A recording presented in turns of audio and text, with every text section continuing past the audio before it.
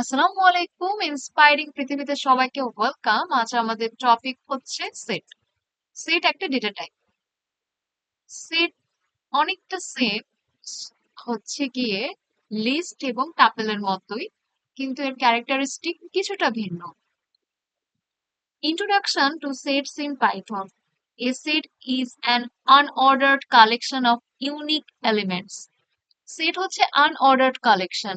আমরা গত ক্লাসে দেখেছি টাপেল এবং লিস্ট নিয়ে তারা হচ্ছে একটা অর্ডার মেনটেন করে, সিকোয়েন্স মেনটেন করে, একটা ক্রমধারা অনুসরণ করে। কিন্তু সেট কখনোই সিকোয়েন্স মেনটেন করে না, কারণ তার মধ্যে ইন্ডেক্স নেই এবং ইন্ডেক্সকে ও ফলো করে না। তার জন্য সেট কখনোই অর্ডার্ড কালেকশনে থাকতে পারে না। সেটের মধ্যে সবসময় ইউনিক এলিমেন্ট গুলো আমরা নিতে পারবো। This means a set does not allow duplicate values. Set কখনোই নিজের মধ্যে ডুপ্লিকেট ভ্যালু ধারণ করে না। Sets are mutable, meaning you can add or remove elements, but the elements themselves must be immutable. Numbers, strings, or tuples. আমরা সেটকে modify করতে পারি, অ্যাড করতে পারি, রিমুভ করতে পারি, কিন্তু যে এলিমেন্ট গুলো but the element themselves must be immutable. কিন্তু নাম্বার, স্ট্রিং, টাপেল যেগুলো আমরা ব্যবহার করব ওইগুলোকে কিন্তু আমরা পরিবর্তন করতে পারবো না। সেটের ক্যারেক্টারিস্টিক, প্রথমত set unordered, element have no specific position or order. আমরা এলিমেন্টকে যে কোনো পজিশনে দেখতে পারি, যে কোনোভাবেই দেখতে পারি, কোনো সিকোয়েন্স মেনটেন হবে না। ইউনিক, নো ডুপ্লিকেট এলিমেন্টস আর অ্যালাউড। কোনো ডুপ্লিকেট ভ্যালু আমরা সেটে নিতে পারবো না। Mutable, you can add or remove elements. আমরা হচ্ছে সেটে বিভিন্ন উপাদান অ্যাড করতে পারবো, রিমুভ করতে পারবো এবং ম্যানিপুলেট করতে পারবো। Immutable elements, sets elements themselves cannot be modified. No lists or dictionaries as elements.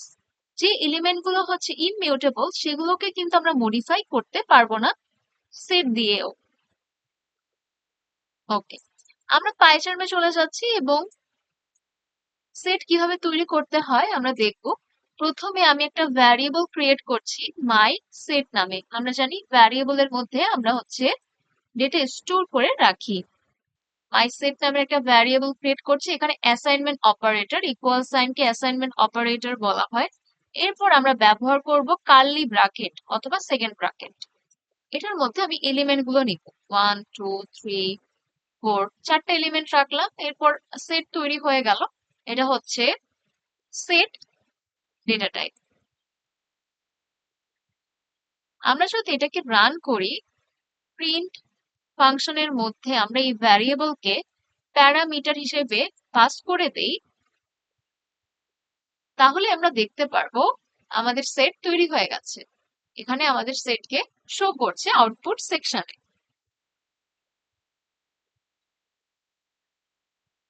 এরপর আমরা হচ্ছে সেট একটা নিজে একটা ফাংশন, ধরা যাক আমি হচ্ছে অ্যানাদার সেট তৈরি করছি, অ্যানাদার সেট নামের একটা ভ্যারিয়েবল ক্রিয়েট করছি এবং সেখানে সেট ফাংশনকে কল করছি।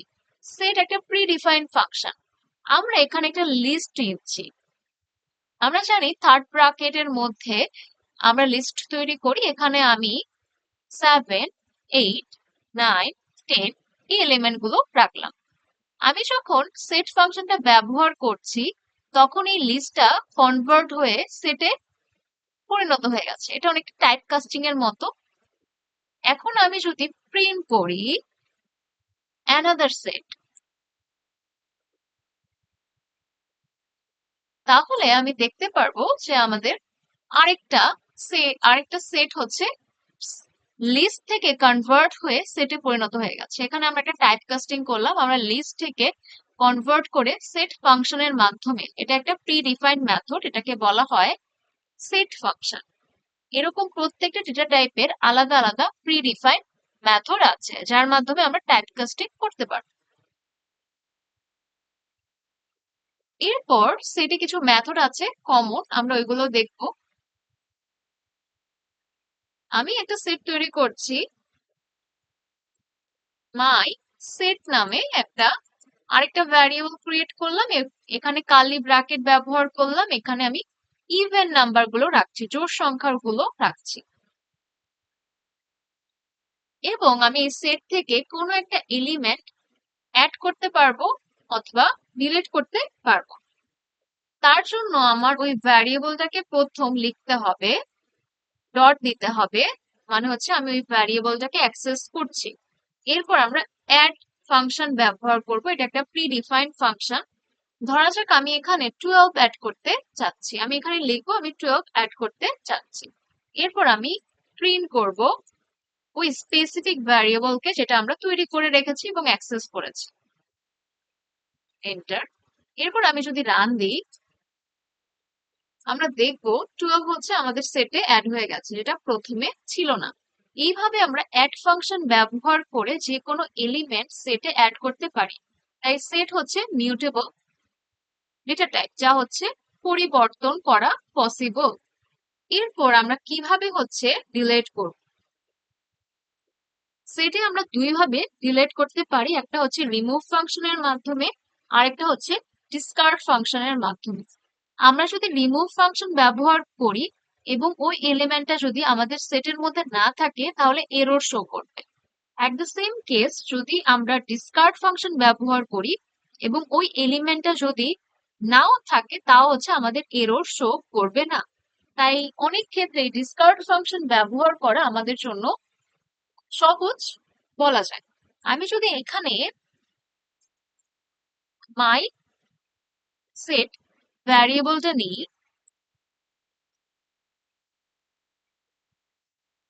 এবং ডট দেই এবং হচ্ছে আমি ব্যবহার করি হচ্ছে রিমুভ,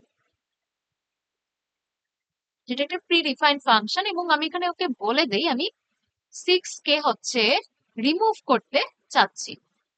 যেহেতু আমি প্রিন্ট করিনি, আমাকে শো করছে না, আমি হচ্ছে প্রিন্ট করছি এবং মাই সেট ভ্যারিয়েবলটাকে দিয়ে দিচ্ছি।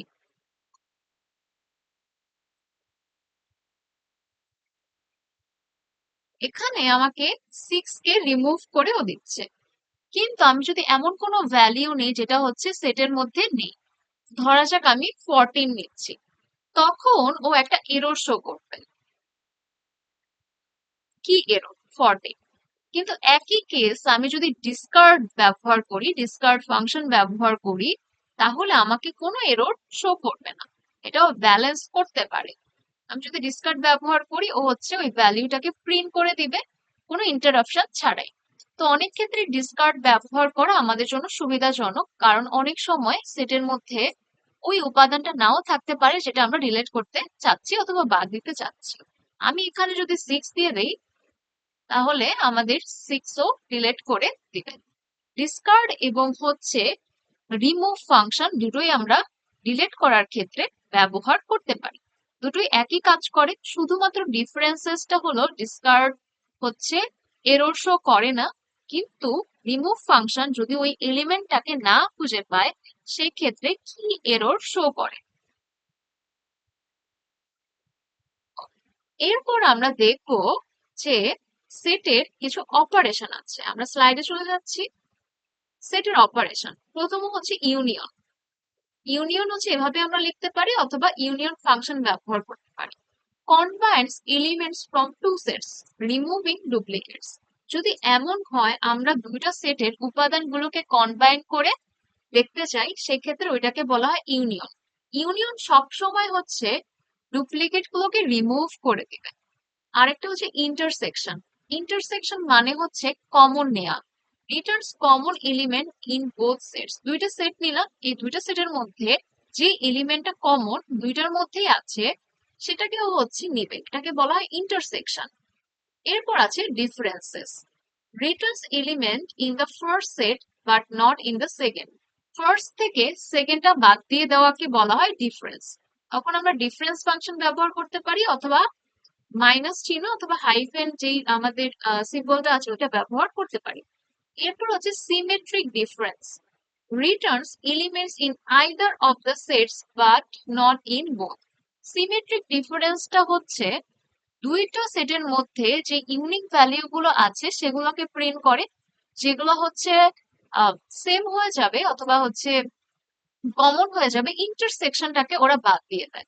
তো এই সেটের 4টা অপারেশন আছে, আপনারা যদি ম্যাথ করে থাকেন তাহলে ইউনিয়ন, ইন্টারসেকশন, ডিফারেন্স আর সিমেট্রিক ডিফারেন্সেস সম্পর্কে জানার কথা। আমরা হচ্ছে আমাদের পাই চার্টে চলে যাচ্ছি।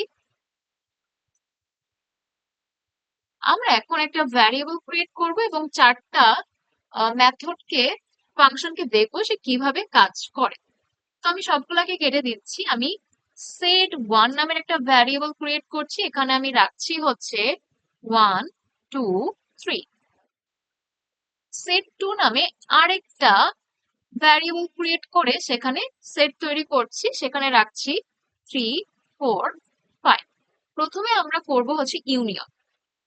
আমি কমেন্ট করছি, আমরা এখানে করব হচ্ছে ইউনিয়ন।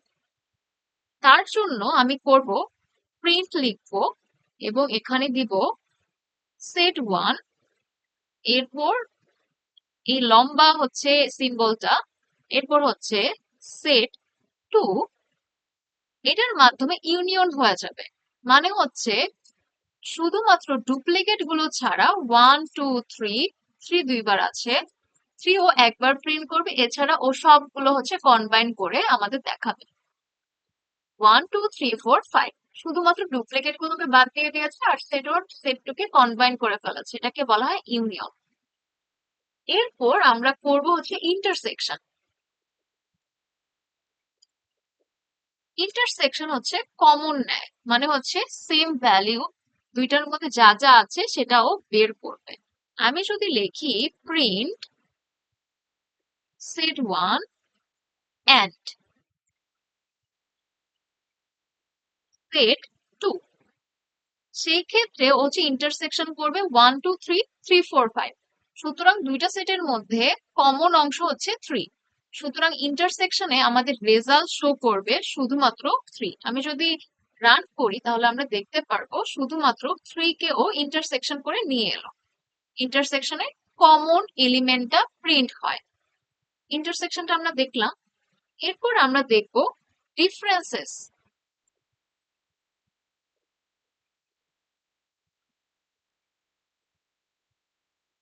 এই ক্ষেত্রে আমরা প্রিন্ট করব এবং সেট ওয়ান থেকে সেট টু কে বিয়োগ দিয়ে দিব।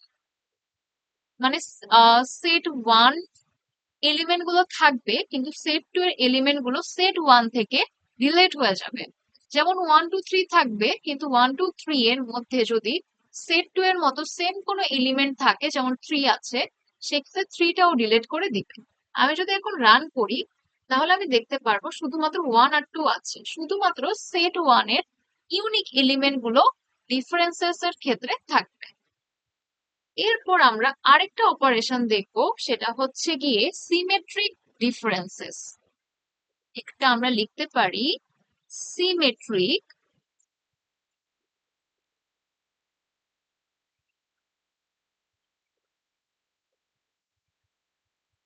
ডিফারেন্সেস। তো এই ক্ষেত্রে প্রিন্ট এখানে শুধুমাত্র ইউনিক ভ্যালিউ গুলো রাখবে আর যেগুলো সেম ভ্যালিউ কখনোই রাখবে না। সেট ওয়ান, এখানে আমরা একটা সাইন দিব, সেট টু, এরপর আমি যদি করি মানে হচ্ছে সিমেট্রিক ডিফারেন্সেসটা হচ্ছে দুইটার মধ্যে যে ইউনিক ভ্যালিউ গুলো আছে সেগুলো প্রিন্ট হবে। তো আমি যদি রান করি তাহলে আমরা 3 কে দেখতে পারবো না, কারণ 3 হচ্ছে ওদের মধ্যে সেম ভ্যালিউ বা কম, মানে এখান থেকে ইন্টারসেকশনটা বাদ চলে যায়। এইভাবেই আমরা সেটের অপারেশন গুলো দেখতে পারি। আপনাদের কোনো কোয়েশ্চেন থাকলে আমাদের কমেন্ট বক্সে জানাতে পারেন। আজ এই পর্যন্তই। আল্লাহ হাফেজ।